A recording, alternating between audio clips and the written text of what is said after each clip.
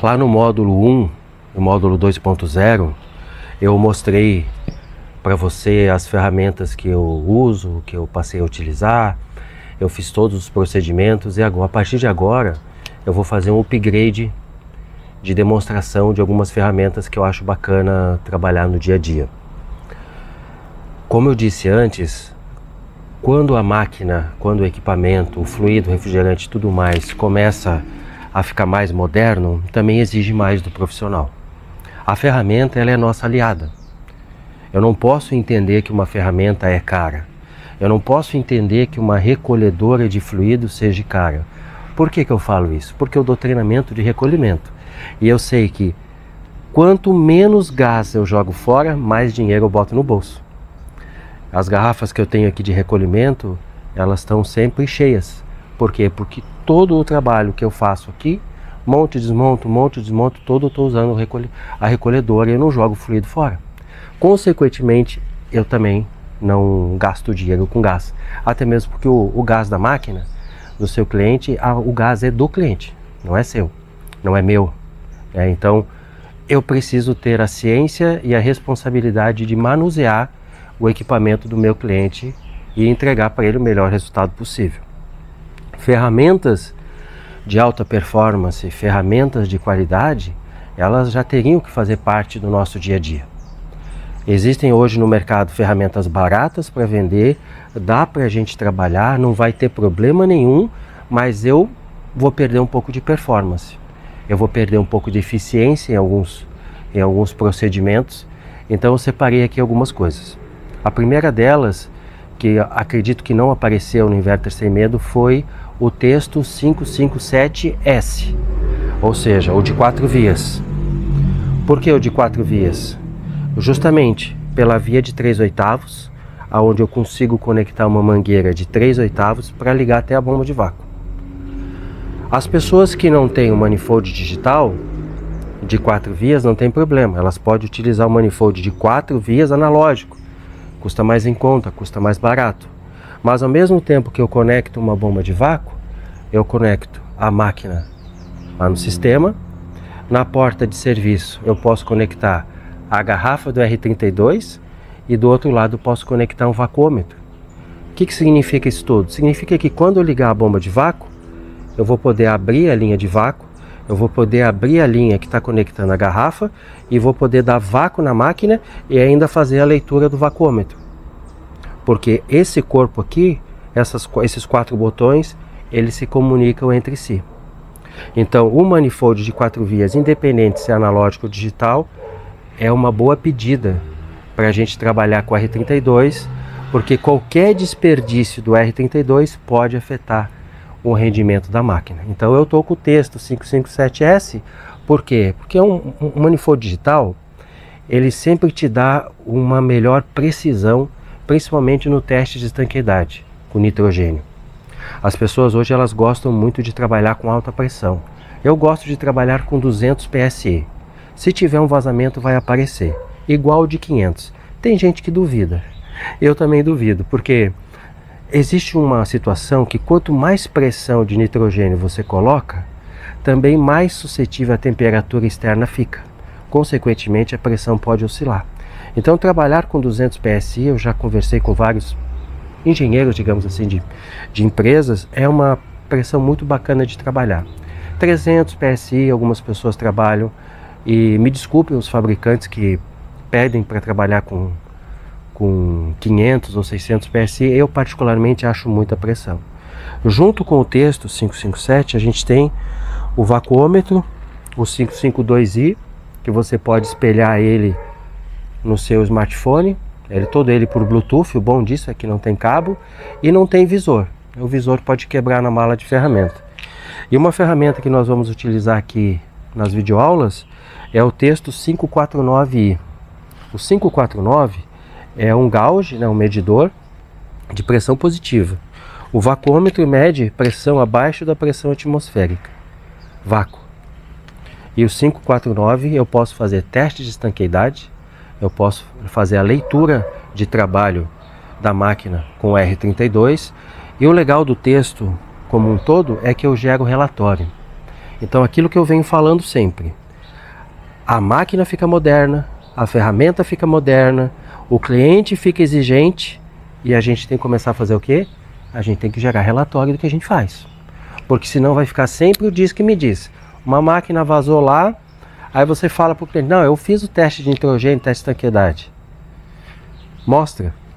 Aí você não tem um relatório. Não, mas eu quero ver. Não, mas eu fiz um vácuo de 650 microns. Mostra o relatório. Então, quando eu comecei a trabalhar com o texto, além da durabilidade, da precisão que a ferramenta tem, é uma ferramenta a pilha também, ela não é muito difícil de gastar pilha, são 4 pilhas AA grandonas atrás, sabe? Então, uma ferramenta que, além de poder gerar um relatório com fotos, nome do cliente, dados do equipamento, eu ainda consigo trabalhar ele por completo. E as pinças de temperatura, também Bluetooth. A gente liga, conecta, posso fazer a leitura do tubo de sucção para fazer uma análise do superaquecimento, tanto na máquina convencional quanto inverter, gerando relatório. Então essa é uma ferramenta que particularmente eu recomendo. Eu comprei na loja da Eletrofrigor uma vez, não sei se eles têm ainda, acho que deve ter, mas hoje ela é muito vendida na loja do mecânico, no Mercado Livre, Virtual Tools, né? Aqui não estou fazendo propaganda para ninguém não, mas assim, quando vocês querem pesquisar, vai no Google Shopping, abre o Google, coloca lá texto 557S, aperta em cima Shopping, vai aparecer todos os valores para você fazer um orçamento. Uma ferramenta que eu gostaria muito de deixar para vocês, que vale a pena o investimento. Quem assistiu o Inverter Sem Medo 1 e 2 viu que eu trabalhei com mangueiras e trabalhei com a válvula ZL, né? A válvula ZL continua top, muito bem no mercado, é uma excelente ferramenta de fabricação nacional. Em 2023, se eu não me engano, o pessoal trouxe a Appium, né? Então eu vou mostrar para vocês um negócio que revolucionou o procedimento de vácuo, testes de tanqueidade, correção de vazamento em núcleo Schreider. Assim, foi uma revolução. Só que a Appium já tem mais de décadas nos Estados Unidos, né? E outras marcas hoje já copiam a Appium lá nos Estados Unidos. Yellow Jacket copia, JB, CPS, enfim, tem umas marcas que copiam. Eu passei a utilizar a extratora de núcleo, que é uma válvula com corpo em alumínio. Em cima você consegue conectar um vacuômetro ou uma outra válvula. Ela conecta no núcleo, a gente vai fazer isso ali na máquina daqui a pouco, e ao mesmo tempo ela libera uma passagem para mim fazer o vácuo muito gigante. Porque uma coisa é a gente conectar uma mangueira e a gente empurrar o núcleo da Schreider, aonde vai abrir só um pouquinho para passar o vapor que você está succionando, aspirando com a sua bomba de vácuo. E uma outra situação é você ter toda essa passagem aqui, ali, ó, toda essa passagem, porque você extraiu o núcleo.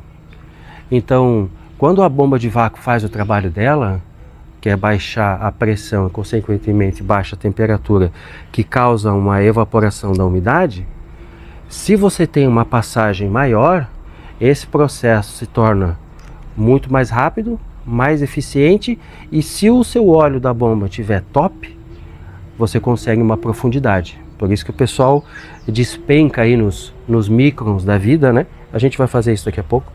Então essas mangueiras de alto vácuo são mangueiras certificadas, não são as mangueiras feitas por aí afora, tá? Tem muita mangueira de 3/8 aí que ela não tem qualidade, é mangueira hidráulica, e mangueira hidráulica muita gente acabou jogando fora porque não serve para vácuo. Eu sou bem sincero aqui para vocês. De um lado a gente tem uma ponta de 1/4 e de outro lado a gente tem uma de 3/8. E essa mangueira é de meia, com certificação internacional, certificação americana. A de 3/8 a gente conecta na bomba, aqui ó, normal, como uma mangueira normal de 3/8 de vácuo, tá? E esse outro lado aqui de 1/4 a gente vai conectar na Appium. Depois de tirar o núcleo, a ponta da Appium é de 1/4. Não interessa se é a Appium de 1/4 é a Appium rosa ou é a Appium preta, ela vai conectar aqui. E aí a gente faz o procedimento de vácuo, tá? Isso a gente vai fazer junto depois com a mangueira de meia. Então, quanto mais moderno é o fluido refrigerante, os equipamentos, também vem a modernidade das ferramentas. Amanhã depois você vai trabalhar, por exemplo, num equipamento de maior porte, de maior capacidade. Então, essas ferramentas hoje, na Europa e nos Estados Unidos, elas são muito utilizadas. Esse aqui é um Y, por exemplo, tá? Por que é um Y e por que não é um T? Muito simples. Quando a gente tem um Y e ele vai aqui em cima na bomba de vácuo, ó, para potencializar, você consegue colocar duas mangueiras conectadas em 2 pontos do sistema para fazer uma queda de pressão num sistema maior, né? Por exemplo, aqui eu vou conectar uma mangueira de 3/8 de um lado, vou montar rapidinho um kit para você ver. E esse outro lado aqui, ó, pegar uma outra mangueira, também de 3/8. Como eu estava dizendo, por que é um Y e não é um T? Justamente porque o Y, se você for perceber bem, ele vai estar formando uma junção de fluxo. Então, quando a gente tem uma mangueira que ela tem um maior diâmetro, a bomba de vácuo consegue entregar a capacidade dela, que é em CFM, pés cúbicos por minuto, né? Ou seja, se eu tenho uma bomba de 7 CFMs e eu tenho uma mangueira maior e eu começo a utilizar uma válvula da Appium para tirar o núcleo e abrir a vazão para mim conseguir baixar essa pressão e temperatura e fazer a retirada dessa umidade, né, desse vapor de água e também dos não condensáveis, quanto mais vazão eu tenho, mais condição para minha bomba de vácuo trabalhar eu estou dando. Ou seja, aquela situação que as pessoas sempre, eu escutei muito falar, poxa, eu quero uma bomba de vácuo de 12, eu quero uma de 10, uma de 12. Não adianta você ter uma bomba de vácuo muito potente e você está cheio de obstrução e tem uma mangueira muito fina. O que é obstrução? É justamente o núcleo. A mangueira aciona o núcleo, a válvula ZL aciona o núcleo, mas ninguém tira o núcleo. E o núcleo é uma peça que o fabricante Appium fez um cálculo, né, que quando usa a mangueira de meia retirando o núcleo, você tem 20 vezes a mais de vazão. Então aí você consegue colocar a sua bomba de vácuo para trabalhar na condição que ela foi criada. Porque muitas vezes você tem uma bomba de 12, mas tem tanta obstrução ou a parte de vazão, de fluxo, ela acaba ser tão precária que a bomba de vácuo não trabalha com 12. Ela vai sempre fazer um trabalho forçado e nunca vai chegar na vazão que ela foi criada. Então você vê um Y ele forma um fluxo, uma mangueira aqui, uma mangueira aqui. O Y faz isso. O T, que nem eu estava explicando, o T é o contrário de fluxo. Vem um fluxo daqui, vem um fluxo daqui, eles se encontram para entrar na bomba. Um bate com o outro. Então por isso que o Y potencializa o fluxo, que é o que estão aqui, o que eu estou aqui te mostrando. Quando você for trabalhar num sistema maior, quando você for trabalhar no sistema VRF, né, um distanciamento de linha muito grande, o que você vai fazer? Você vai pegar uma ou duas válvulas dessa daqui. A rosa é para a rosca 516. 516 é o fluido 410, fluido R32. E a preta é para a rosca de 1/4, refrigeração comercial. Você vai pegar essa válvula, você vai extrair o núcleo, a gente vai fazer junto. E você vai conectar as mangueiras justamente aqui. E nessa outra porta aqui, você vai conectar o seu vacômetro, ou vai fazer uma quebra de vácuo, não sei, você que decide. Porque ainda tem uma porta aqui, que tem núcleo, que você vai poder acionar qualquer outro dispositivo. Então quando a gente começa a trabalhar, e eu estou partilhando isso com vocês aqui no Hotmart, Quando a gente começa a trabalhar com essas ferramentas de alta performance, o nosso resultado começa a ser muito diferente e a gente começa a entender o porquê que essas ferramentas foram criadas e a gente começa a dar valor. E aquele negócio assim, mas isso aí é caro. Não.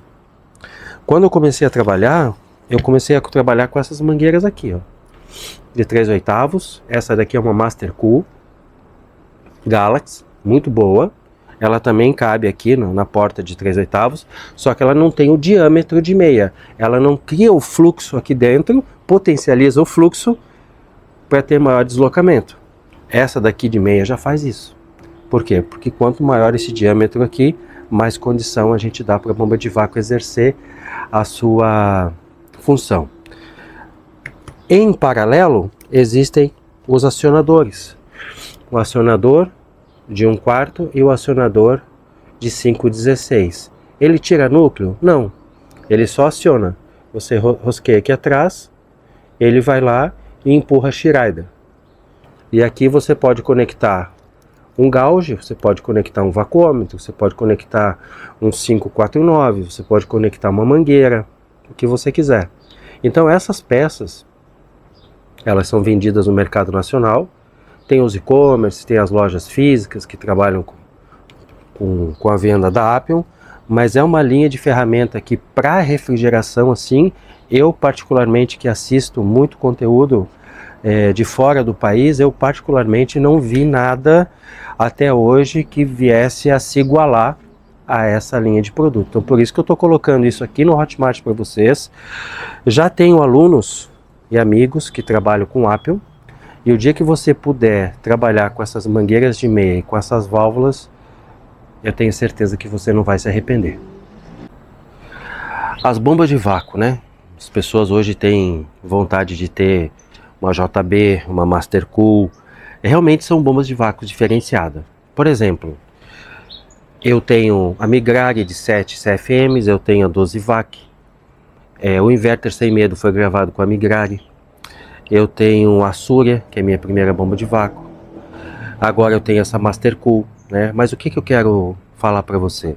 Essas bombas de vácuo, tipo Migrari, 12 VAC, JB, Master Cool, ela tem um sistema de gas ballast muito legal. O que é o gas ballast? Essa válvula que está aqui do lado, essa aqui, ó, dourada, ela é utilizada em duas maneiras. No início, no procedimento do vácuo, você abre ela aqui um pouquinho, tá?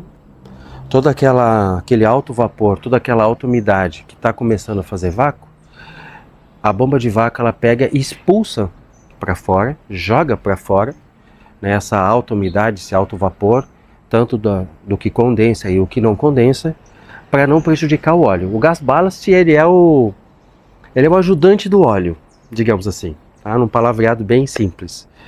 E ali depois de uns 2 minutos, que nem que diz no manual da Master Cool, algumas falam em microns, você fecha o gas ballast e continua o vácuo. Ok. Depois de um tempo, o gas ballast ele tem a sua função principal, talvez, digamos assim, que é o que? Você está fazendo vácuo, já chegou a uma determinada profundidade tão legal e você viu que não baixou mais. Ele tem uma função que quando você abre ele de novo, ao invés de ele expulsar para fora os gases, agora ele faz um trabalho diferente. Ele puxa ar atmosférico, onde eu estou aqui, ele puxa para dentro, ele vem na câmara do segundo estágio, e ele faz uma espécie de uma purificação, de uma higienização dos gases que estão ali, tirando a qualidade do óleo. Resumidamente falando é isso. Ele ajuda a não deixar o óleo contaminado, porque o óleo contaminado ele perde as suas propriedades. E o que o óleo tem de função? Baixar a temperatura da bomba, lubrificar, reter a umidade, porque isso aí vira um liquidificador, né, de tanto vapor e sujeira. E a principal função é justamente criar o selo, que é onde eu estou aqui, tem uma pressão atmosférica, e aonde a bomba está trabalhando para dentro do sistema tem uma pressão abaixo da pressão atmosférica, que é criada pela bomba. Essa divisão da onde eu estou para o que a bomba está criando é o selo do óleo que ele realmente tem que fazer essa selagem e dividir essas duas etapas, né, esses dois mundos, né, da pressão atmosférica para a pressão abaixo da pressão atmosférica que está sendo criado. Então, quando a gente abre o gás ballast lá quase no final do vácuo, entra um ar atmosférico, ele limpa, né, ele higieniza essa câmara. Eu, quando fiquei sabendo disso, eu praticamente não acreditei, mas depois eu fui testar e eu cheguei aí num vácuo de 55 microns, num negócio que eu nunca tinha basicamente conseguido atingir, justamente abrindo o gás ballast, deixando entrar ar atmosférico, fechando ele, dando mais um pouco de vácuo, sem desligar a bomba, sempre com a bomba ligada. Abri o gás ballast umas 3, 4 vezes e a profundidade que eu tive foi muito boa. Existem algumas bombas de vácuo que elas têm um sistema de gás ballast mais simples, e essas bombas de vácuo que eu citei, a Migrari, a Dosivac, a JB e a Mastercool, que eu conheço, né, tem esse sistema de gás ballast mais eficiente, que acaba puxando o ar atmosférico para dentro da câmara. Eu vi algumas bombas de vácuo da Surya, que também tem esse sistema de gás ballast, e gostaria de recomendar isso a vocês que me assistem aqui no Hotmart, que sempre quando vocês forem até comprar uma bomba de vácuo ou utilizar a sua, verifique o gás ballast e comece a utilizar no início do vácuo com a bomba já desligada, e depois durante o vácuo você vai utilizando ele também, beleza?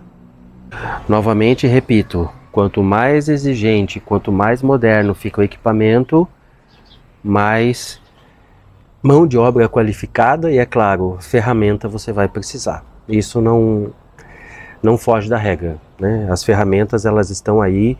O profissional que trabalhava lá com R22, com 2 chaves de ajuste, 2 inglesas, né? Ele vai ter que rever o trabalho dele. Sabe por quê? Porque você vai ver a pressão de alta. Sabe o que é a pressão de alta? É justamente do compressor, serpentina da condensadora até o capilar, até o dispositivo de expansão. Ali você vai ver a máquina com R32 trabalhando na casa ali de 450, 500 PSI, até um pouco mais. Eu te pergunto, quando a máquina inverte por ciclo de aquecimento, a alta pressão não baixa, não passa a ser aonde está a baixa? Então, tu imagina dentro de um quarto, aonde você fez um flange e você fez um aperto. Se você não fez um aperto bom, correto, decente, vai vazar, né? Então, quando eu comecei a trabalhar com essa ferramenta aqui, não precisa ser dessa marca, chama torquímetro de estalo, eu percebi que eu fazia um flange top, bom, a gente vai fazer juntos, e eu comecei a utilizar o torquímetro dentro do torque correto. Vou citar um exemplo aqui, vou pegar cabezal 17 milímetros, seria para a tubulação de 1/4. Depois tem o cabezal, vou mostrar aqui para vocês. Depois tem o cabezal de 22, 3/8. Cabezal 24, 26 para meia. E o cabezal de 27 e 29 seria para 5/8, né? O torque correto, ele tem tanto no manual, na última página, mas em alguns manuais de alguns fabricantes também tem. Então a gente aplica um torque de 18 newtons a um cabezal 17, por exemplo. Isso é muito fácil de fazer. Aqui, por exemplo, tem uma seta. Nessa seta é onde você vai colocar a marcação 17 com a seta. Essa chave ela não serve para afrouxar, ela serve só para apertar. E seria 18 newtons. Então aqui nessa haste que roda, eu vou achar o 18. E aqui em cima tem uma arvorezinha que está escrito 18. Então eu vou igualar o 18 com a arvorezinha do 18. Depois que faz a primeira vez, vai embora, ó, 18 com 18. E aqui eu vou travar aqui embaixo. Aqui eu tenho uma chave pronta para trabalhar na tubulação de 1/4 com 18 newtons. Essa calibragem também tem na apostila de boas práticas, também tem no manual da ferramenta e no manual do fabricante. Sem edição de vídeo, vou mostrar para você, ó, 18. Aqui a gente tem a porca de 1/4.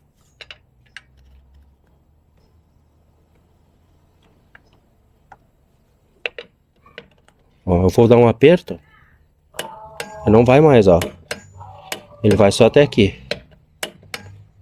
Então aqui já está apertado dentro do 18 newtons. Ou seja, você não tem o risco de apertar de menos ou de esmagar o flange.